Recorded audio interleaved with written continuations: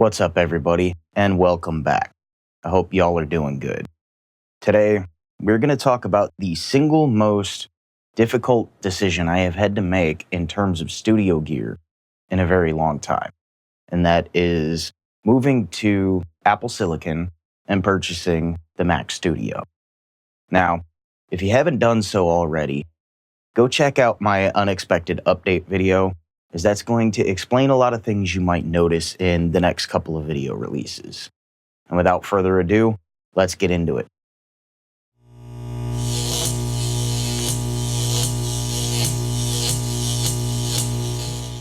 The Mac Studio, it's great, but it has also been by far one of the most agonizing decisions I have had to make. And the reason for its difficulty and extreme annoyance is for a multitude of reasons that don't necessarily have to do with Apple. But before I get into that, I'm going to give you guys some backstory. So, back in 2008, I purchased my first Mac, and that was one of the old school black polycarbonate MacBooks. And if you don't know what that is, I'm gonna put some images here up on screen for you guys to check out. Now, this thing, back in its day, was an absolute battle. The black polycarbonate MacBooks were the top tier spec. All the white polycarbonate ones were the lower spec, average, consumer grade MacBooks. Think of them kind of more in terms of like the standard MacBook, the MacBook Air, or the MacBook Neo. The black was the MacBook Pro before the actual MacBook Pro was released. Prior to this, I was predominantly a Windows and Linux user. And purchasing my first Mac set me down a very interesting and enjoyable path in life. And that path is known as the Hackintosh. For those of you who are unfamiliar with what a Hackintosh is, it's basically taking macOS and putting it on non-Apple hardware. So think of it as going to your local computer store, speccing out a bad gaming PC, and making macOS run on it. However, there are a lot of caveats to it, as you have to hand-pick all of your components. You have to use stuff that has similar controllers or similar parts to what were contained in actual Mac units. And this is where things got kind of complicated, which for me was part of the fun of it because I enjoyed the puzzle. And I had built my first one in 2009. From there, the rest is history up until 2019. In 2019, I built probably one of the most higher spec Hackintoshes that I have ever done. And this was when the Intel i9 was released. And with the release of the Intel i9, we started seeing a lot of issues on Intel processors. For example, the 9900K ran insanely hot, and you almost had to water cool the system to get the maximum performance out of it. Otherwise, the sheer volume of heat that the chip produced would essentially cripple it, and you would lose a significant amount of performance. This trend would continue on forward through, all the pandemic stuff, which that created its own host of issues in and of itself. Component prices went up and became astronomically expensive. Things that you used to be able to get for $700-800 were shooting up to damn near $2,000. So it was pretty ridiculous. And then there were also a lot of chip shortages and various other issues that got in the way. Along with this, there were some additional decisions made by Intel that threw a monkey wrench into everything, and those pertain to Thunderbolt. it eliminated a lot of components in pro audio devices. Like some of them you just could not get to work at all. So entire generations of viable used gear went out the window. And this was a huge problem. Along with that, with the introduction of the 13th and 14th gen Intel chips, there were a series of really significant problems with the chips themselves. I'm not going to go into the details as it's a whole shitload of very technical information, but essentially the chips were consuming so much power that they were basically cooking themselves. And over a certain period of time, the chips would become non-functional, or they would constantly crash. Unfortunately, I ended up suffering from these issues. It led me down what was ultimately an inevitable path, with Apple completely ditching Intel and moving to Apple Silicon. We knew this was going to happen, and the entire Hackintosh community was expecting. However, we didn't expect it to be quite this soon. So I kind of knew that eventually I would have to move to an Apple Silicon system and give up my beloved Hackintoshes. That's all fine with me.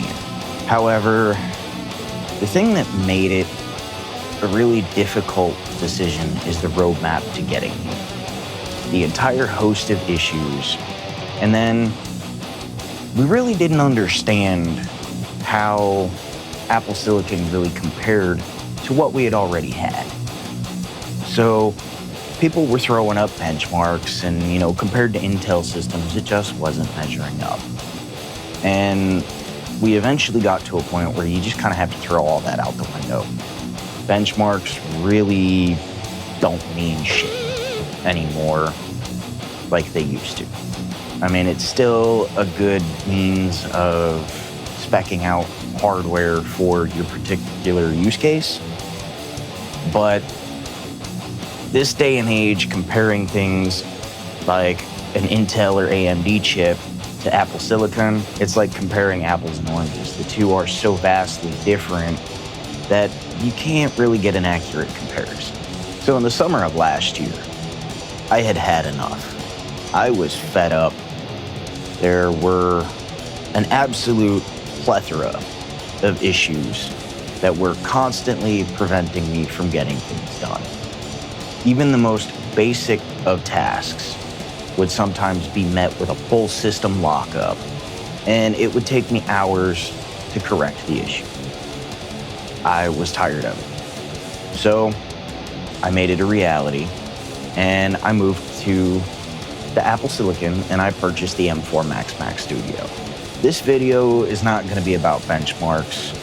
I'm not going to be throwing up a whole bunch of fancy numbers. If you want to see that stuff, there's a whole ton of it out there on YouTube.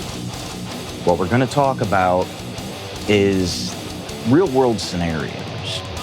Because while in benchmarks it doesn't measure up to my 14900K Hackintosh, productivity-wise, I get things done a lot faster. Shortly after its initial release, I began the hunt to spec out a Mac Studio, and I was even considering the Mac Mini as a potential temporary alternative. In doing so, I got curious and I was looking in the Apple refurbished section to see what I could find for older models such as the M2 and the M3.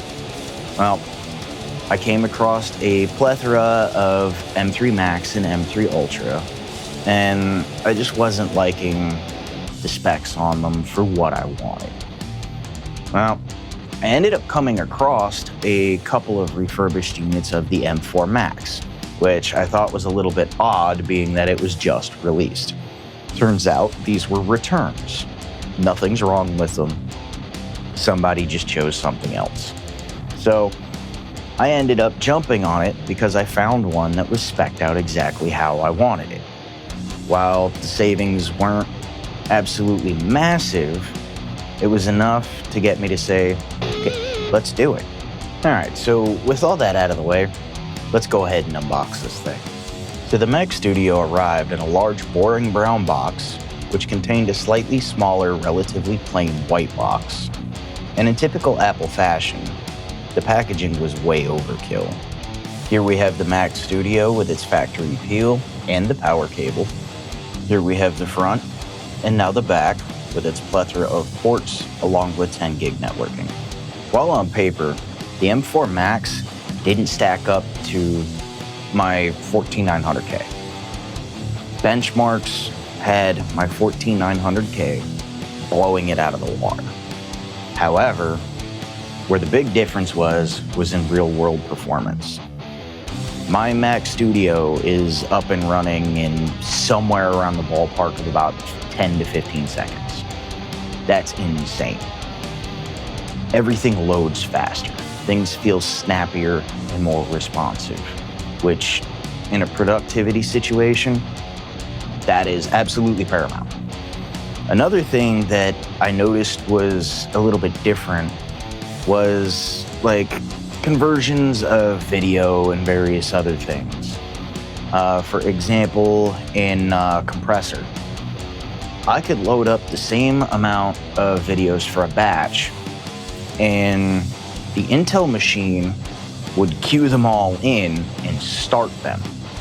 Whereas the M4 Max would only do like 1, 2, maybe 3 at a time. But the M4 Max finished the entire batch faster than the Intel machine. This is another win for Apple Silicon, as I was getting things done quicker.